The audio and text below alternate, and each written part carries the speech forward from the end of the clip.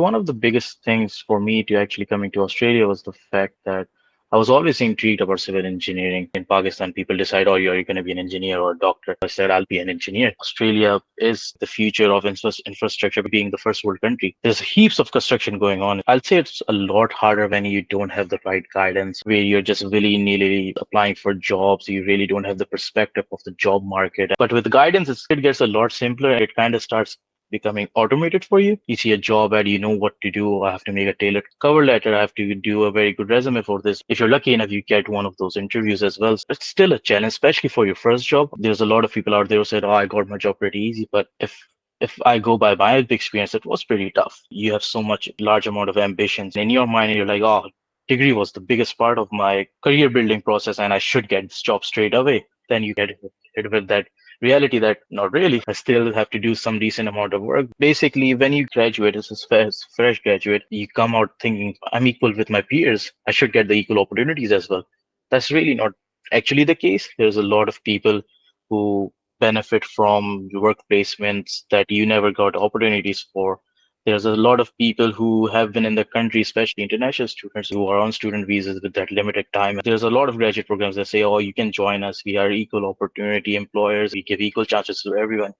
But there has to be a realization if there is a candidate that's the best, he's going to get selected. That's kind of is where gauging the reality of the job market. People have to kind of go through it. The good part of that whole experience of finding a job, and once you get it, it's a wonderful feeling. Opportunity is there for people who seek it. It's not equal for everyone, but you still have to keep trying. There were points where I actually went back to Pakistan as well. I'm like, my father has a business. I can just go there and start working with him. And always I do credit my father in that, having his chats with him, understanding how he came through life because he is my idol. And growing up, he sacrificed a lot. He was really happy for me to get into the family business and everything. But there was this one question he asked me that, do you feel like you fulfilled all your goals when you were out there? And in reality, it never felt like I fulfilled my goals. That feeling of not being fulfilled always kept bringing you back to the job search.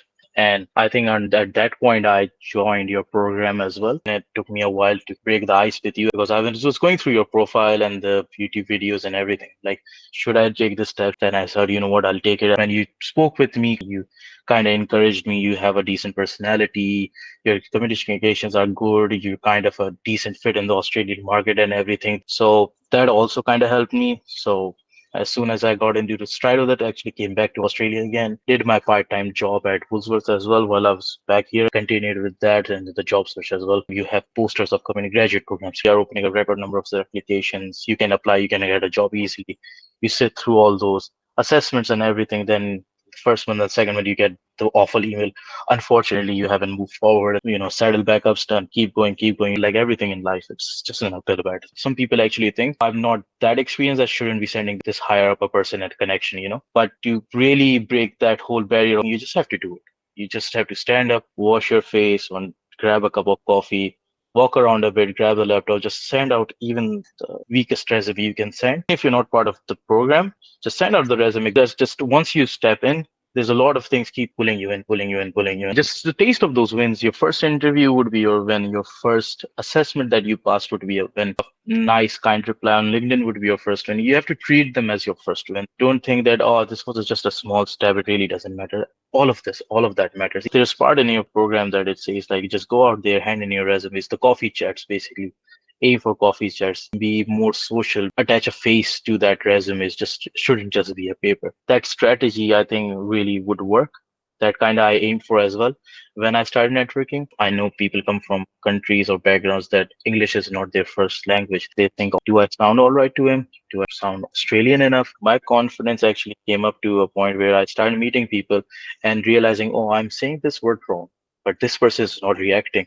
So it would be all right if I keep doing this as well, catching those points where I'm just struggling to even structure a sentence because I'm too scared or the anxiety is playing up. It just comes back to that point of getting that ball rolling. Just doing that, just do it, stand up and go. Believe me, it takes a lot to make me stand up and go. I'll be in my bed for 1 hour thinking, should I be there? I mean, it really doesn't matter, but you just have to stand up and just do it. So the current job was that they were looking for engineers and they posted that on LinkedIn, and they started posting jobs on certain job groups as well. And luckily, they took my resume in, and one of their project managers, he called me up. He gave me an intro about his company and everything. He said, "Oh, are you keen on an interview? And before the interview, do you mind sending me your results and your work here that you have done?" He kind of brought up a point like, "Oh, these grades are not impressive enough." I'm like, "Well, you are right, but apart from grades, you can see the commitment in those mark sheets is that I never skipped a class. All those grades are a test that I actually show up."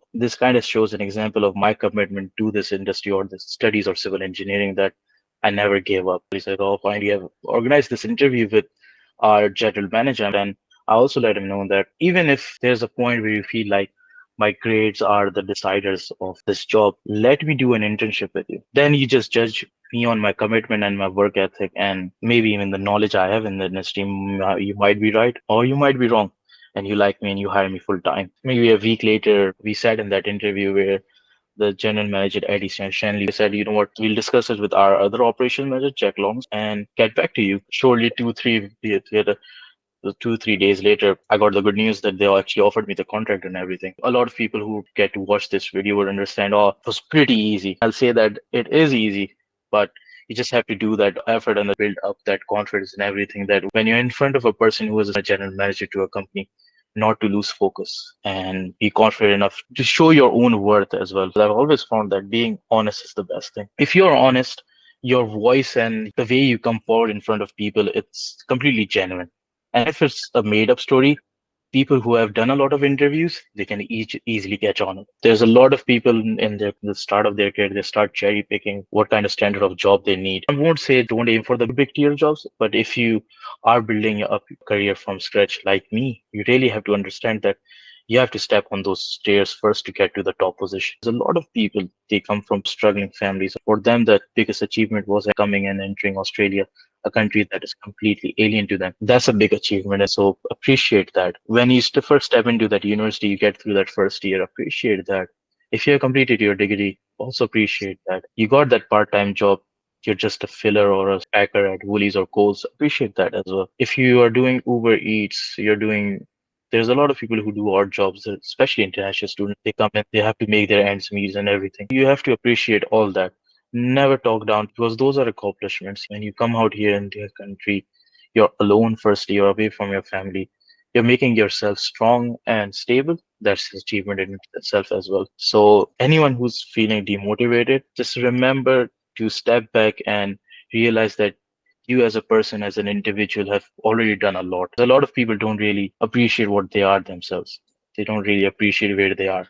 They should start appreciating that, because once they do, their whole level of confidence changes. There's a lot of people have been trying to find a job for a year or so. There's no issue of taking a step back. This is not a race with others. It's just a race with yourself in a sense.